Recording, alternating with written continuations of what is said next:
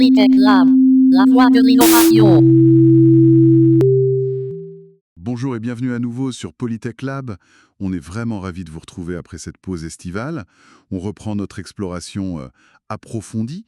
Aujourd'hui, on replonge dans l'analyse du livre, oui, passionnant, du professeur Bekouche Abdelmalek, La transformation de l'université algérienne.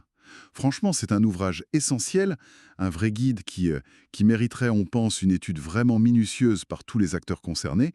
Petit rappel pour ceux qui nous rejoignent, l'auteur, le professeur Abdelmalek Bekouche, c'est une figure emblématique, enseignant-chercheur, ancien recteur.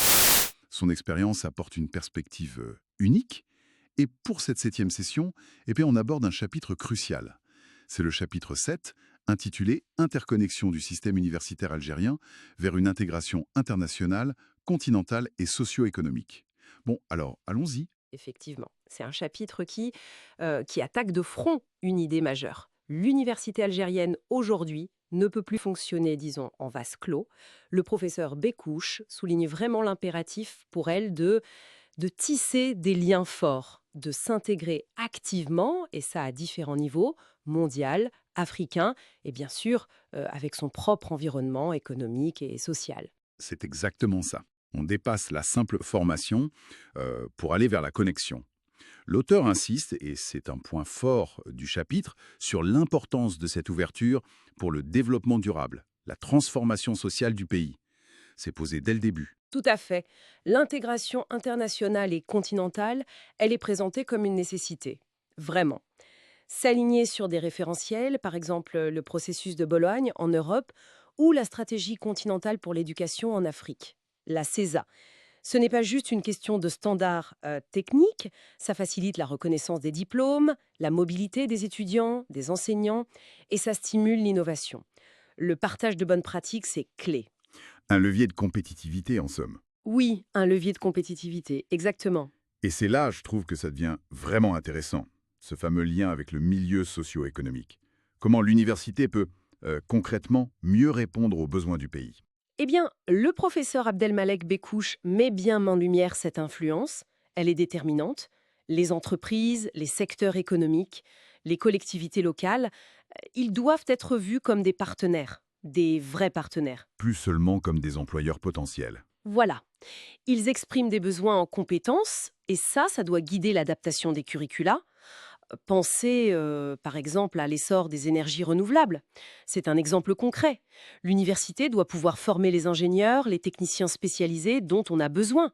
Et cette interaction, elle passe par quoi? Des stages de qualité, des projets communs, parfois même du cofinancement de recherche. On en vient donc à cette idée d'approche par compétence, c'est ça? Former pour des savoir-faire précis, directement utilisables? C'est tout à fait ça. S'assurer que les diplômés, ils ont les compétences, les savoirs, oui, mais aussi le savoir-faire, le savoir-être qui sont attendus sur le terrain. C'est une orientation vers la qualité, bien sûr, mais aussi vers la pertinence, pertinence économique et sociale. Le professeur le dit bien d'ailleurs. Il y a des progrès, c'est vrai, Mhm. mais des défis demeurent. La coordination entre les acteurs, par exemple, les disparités régionales aussi, et puis parfois une adaptation des formations qui est un peu lente. D'accord. Alors, face à ce constat lucide, qu'est-ce qu'il préconise, le professeur Bekouche? Quelles sont les pistes? Le chapitre met l'accent sur le renforcement des partenariats. C'est un leitmotiv. Renforcer les liens entre l'université et son environnement extérieur. Il insiste aussi sur une meilleure harmonisation des formations, avec les standards internationaux, oui, mais sans oublier les besoins locaux. Hmm. C'est un équilibre à trouver. Un équilibre délicat, j'imagine. Très délicat, mais essentiel. Et puis, promouvoir la mobilité étudiante, enseignante.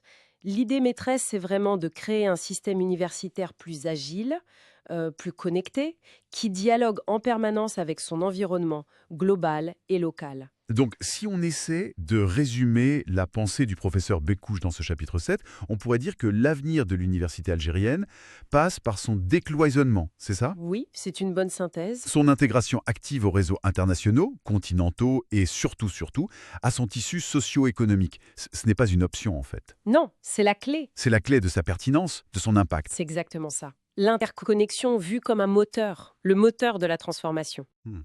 Ce qui soulève une question, peut-être pour prolonger la réflexion. Au-delà des stratégies, des constats, quel serait selon vous le tout premier mécanisme? Quelque chose de très concret, un catalyseur. qu'on pourrait mettre en place là demain pour vraiment accélérer cette intégration si vitale de l'université algérienne à son environnement. Voilà, une piste peut-être à méditer pour nos auditeurs. Merci beaucoup d'avoir été avec nous pour cette exploration sur Polytech Lab. On se retrouve très bientôt pour la suite de notre analyse du livre du professeur Bécouche. Polytech Lab. La voie de l'innovation.